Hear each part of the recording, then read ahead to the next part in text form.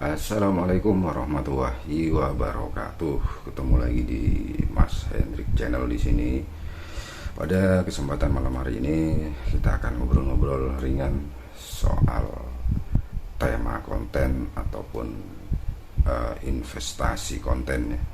Mungkin teman-teman bertanya, apa sih investasi konten? Kok ada investasi konten juga?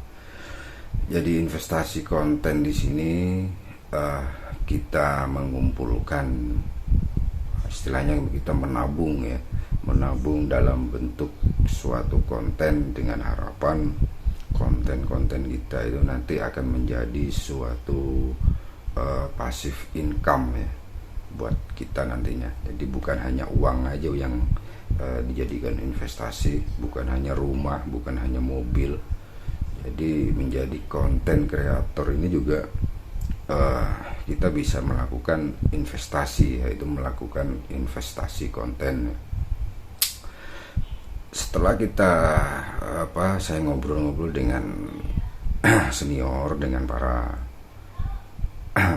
teman-teman yang udah lebih awal menggeluti konten kreator, terutama di YouTube ya. Mereka ngasih tahu ke kita bahwasanya para pemula itu biasanya 1 tahun ke bawah itu biasanya ambisinya ke monetisasi ya, ambisinya ke arah monetisasi dulu. Teman-teman pemula biasanya tidak menghiraukan suatu proses, mengabaikan suatu proses di mana konten itu nantinya akan berjalan sesuai pasar, sesuai keinginan penonton ya.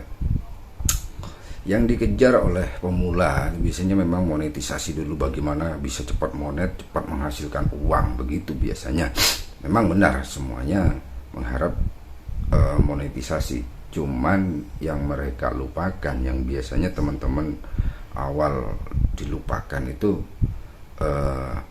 apakah kita sudah punya investasi untuk konten kita, baik itu investasi kualitasnya, kuantitasnya, semua itu berpengaruh nantinya. Jadi mereka pemula ini biasanya hanya mengejar, monetisasi sudah lolos, habis monetisasi bingung mau ngapain dan gitu. Jadi mereka nggak kepikiran bahwa setelah monetisasi itu justru langkah-langkah kita perjuangan betul-betul itu, tujuan kita kan ingin menghasilkan cuan. Nah, dikala kita sudah monetisasi, ternyata penonton kita malah sedikit, malah tidak ada ya. Karena apa? Karena mungkin para subscriber awal kita yang memenuhi syarat jumlah monetisasi itu para subscriber yang dipaksa ya, yang mungkin dari jalur-jalur yang kurang baik lah. Jadi akhirnya Jadi akhirnya begitu kita monetisasi, mereka nggak peduli dengan konten kita ya, nggak ada yang nungguin. Nah, jadi malah setelah monetisasi kita sepi penontonnya. Nah, biasanya seperti itu ya. Dan menurut para senior, yang paling penting itu kita mempertahankan subscriber 1000 subscriber pertama, 500 sampai subscriber pertama itu adalah mereka penonton pelanggan kita yang paling penting gitu. Karena dari mereka lah, dari subscriber awal mereka itu, kalau memang itu murni mereka menyukai konten kita, menyukai tema kita, dari situlah subscriber itulah yang nantinya akan terus menerus mengikuti kita. Jadi jangan remehkan pelanggan 100 subscriber pertama, 200 subscriber pertama, itu justru mereka lah yang tahu tentang kita ya, mereka lah pertama yang mau mengikuti kita ya.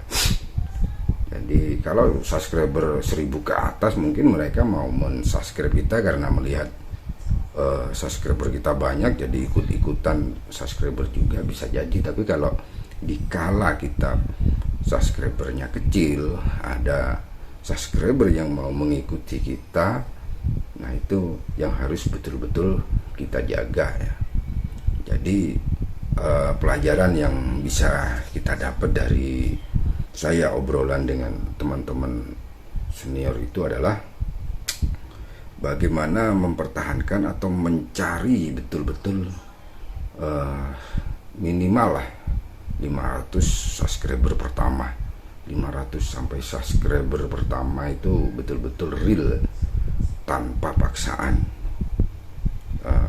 yang nantinya akan murni ke depannya itu akan betul-betul menunggu kita ya, yang menjadi investasi kita ya. Jadi kita investasi konten itu mereka lah yang akan menikmatinya nantinya.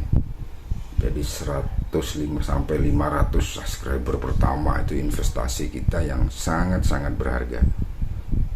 Termasuk juga video kita. Jadi kalau kita masih punya 10, 20 mungkin ya jangan harap ini dulu lah, jangan harap rame atau cuan besar gitulah. Kita jalanin aja, kita anggap aja nabung ya, investasi.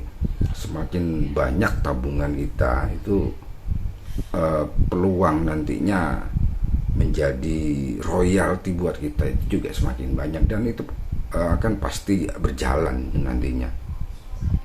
Karena apa? Karena ya memang hukum alam itulah, siapa yang banyak menabung, apalagi kualitas konten-konten kita memang bagus, semuanya mendidik ya, pengetahuan, menghibur juga, pastinya itu kebutuhan ya, tinggal tergantung kapannya aja ya mulai penonton mengkonsumsi video kita. Jadi bagi pemula ya yang sabar lah istilahnya ya. Jadi teruslah membuat konten, teruslah mengedukasi, jangan bosan, jangan capek. Jadi memang capek, bosan itu memang resiko setiap pekerjaan ya. Saya rasa di semua pekerjaan pun seperti itu ya. Jadi itu yang mungkin bisa didapat dari obrolan kita dengan para senior. Jadi utamakanlah subscriber 500 subscriber pertama, 1000 subscriber pertama itu usahakan mereka murni real dari penyuka konten-konten kita. Itu aja mungkin dari saya. Terima kasih. Wassalamualaikum warahmatullahi wabarakatuh.